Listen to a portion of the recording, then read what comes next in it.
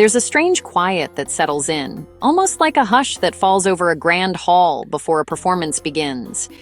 It lingers in the comment sections of historical dramas, where you might expect lively discussion or spirited debate.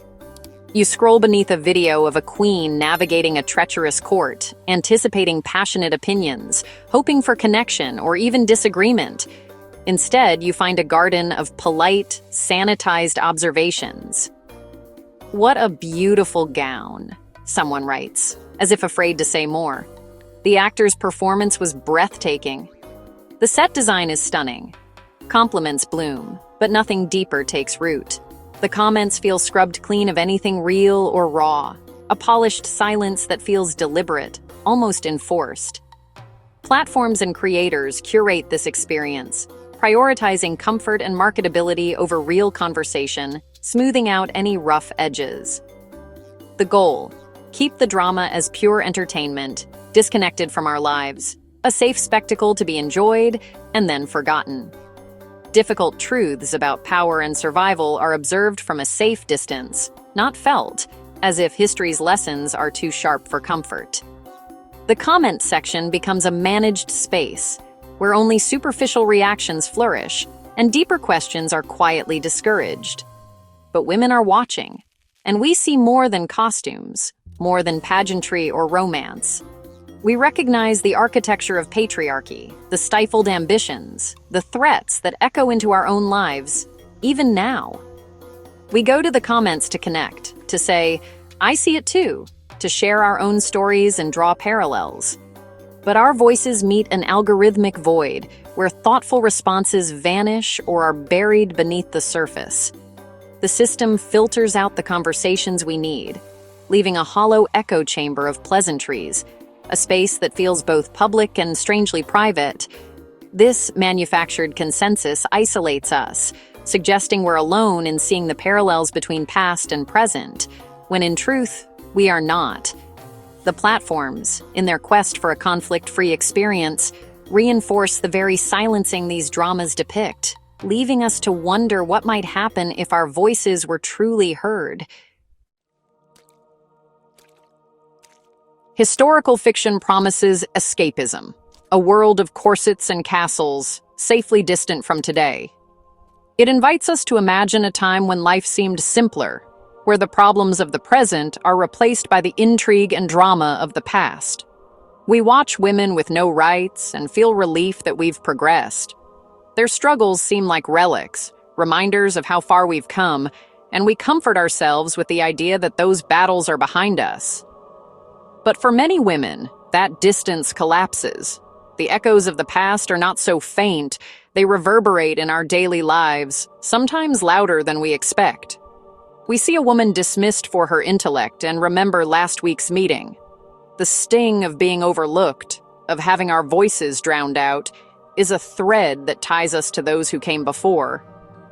We see men deciding a woman's fate and think of today's headlines. The faces may change, but the power dynamics remain hauntingly familiar, echoing through boardrooms and courtrooms alike.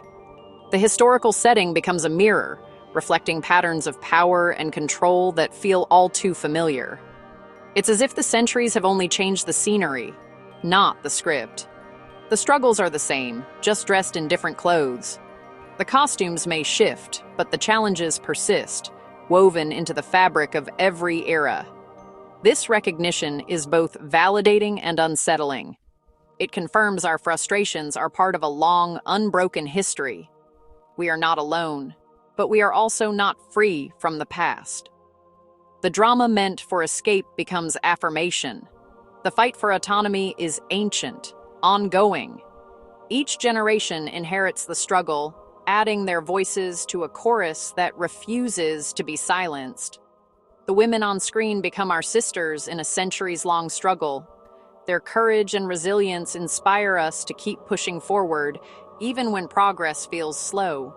That's why the curated silence in the comments feels so violent. It's not just a digital barrier, it's a continuation of the silencing that is echoed through history. We want to connect, to say, "This is our story." But platforms deny us that bridge. The longing to be heard, to share our truths, is met with invisible walls. They want to keep the past contained, but for us, the glass has already shattered. The stories spill out, refusing to be silenced, demanding to be seen and heard. When direct speech is forbidden, when the world demands our silence, we find new ways to be heard. We learn to speak in code, crafting messages that slip past watchful eyes. In heavily moderated comment sections, women master a subtle language, weaving meaning into every word and pause. We can't say, "This forced marriage echoes modern pressures," so we write, "Her duty is such a heavy burden." Our words become veiled truths, carefully chosen. The message is the same, cloaked in the story's language, hidden in plain sight for those who know how to read between the lines. This coded communication is quiet rebellion, a way to discuss patriarchy and control without triggering censorship, a silent resistance that grows stronger with every shared glance and word. The Queen Must Be Clever to Survive isn't just about the plot. It's about women's labor today, about the strategies we use to endure and thrive. I Hope She Finds Freedom is a wish for all women, a coded prayer for liberation that echoes across generations. We use characters as avatars for our own experiences, building a subtextual conversation beneath the sanitized surface, forging solidarity in the shadows. It's the modern version of women gathering in private to share dangerous truths, a tradition that adapts but never disappears. The digital town square is policed, so we find hidden corners, carving out spaces where our voices can still be heard. Our resilience ensures we always find ways to connect, warn, and bear witness, no matter how many barriers are placed in our path. The tools change, but the need to share our truth remains, a thread that links us across time, unbroken and unyielding. Platforms aren't neutral. They're corporations protecting a profitable, predictable environment. Comment sections under historical dramas are tightly managed to maximize engagement and minimize risk. Political conversations, especially those critiquing power structures, are seen as threats. The algorithm isn't designed for open dialogue, but for control. A single critical comment is manageable. 1,000 is a movement. Platforms fear viewers becoming an engaged collective, realizing their struggles are shared and political. Coded comments about patriarchy are often buried or shadow banned. The algorithm detects when conversation shifts from plot to critique and intervenes, subtly hiding challenging voices. The goal: keep the drama contained, the story a product to be consumed and forgotten. By filtering comments, platforms sever the link between history and our reality. The algorithm of control is an algorithm of depoliticization. There are always two stories, the official one and the one actually lived. The official story is marketed: romance, costumes, intrigue. But our story unfolds in the hidden corners of the comments, recognition, survival, restriction. We see the epic romance as a transaction, the strong female lead as a survivor. The clash between the official narrative and our lived interpretation is where censorship is most apparent. Comments praising romance are amplified. Those calling out coercion are suppressed. Our perspective is treated as a problem, too political, too real. The filtered comment section is a digital battleground where our truth is silenced in favor of profitable fiction. We know what the story is really about, because we see its echoes in our own lives. The idea that women watch historical dramas out of nostalgia is a myth. We're not longing for a romantic past. We're watching with recognition. When a woman is talked over, we think of our own meetings. When her reputation is destroyed, we remember modern shaming. These stories validate our experiences, showing that our struggles aren't new or imagined. Historical dramas lay bare the mechanisms of patriarchy in undeniable ways. They connect our individual frustrations to a collective history of resistance. We don't wish to live in these worlds. They help us make sense of our own. The emotion isn't nostalgia, but the painful recognition of an ongoing struggle. We seek understanding and ultimately change. An uncensored comment section is more than discussion. It's solidarity. When one woman draws a parallel between a historical character and modern injustice, and others reply, isolation dissolves. Individual feelings become shared consciousness. The comment section transforms into a space for mutual support and political awakening. This solidarity threatens the status quo.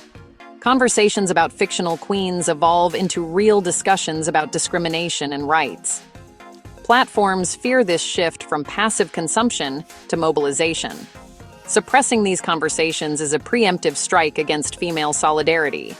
They know a single angry woman is manageable, but 1,000 united is a movement.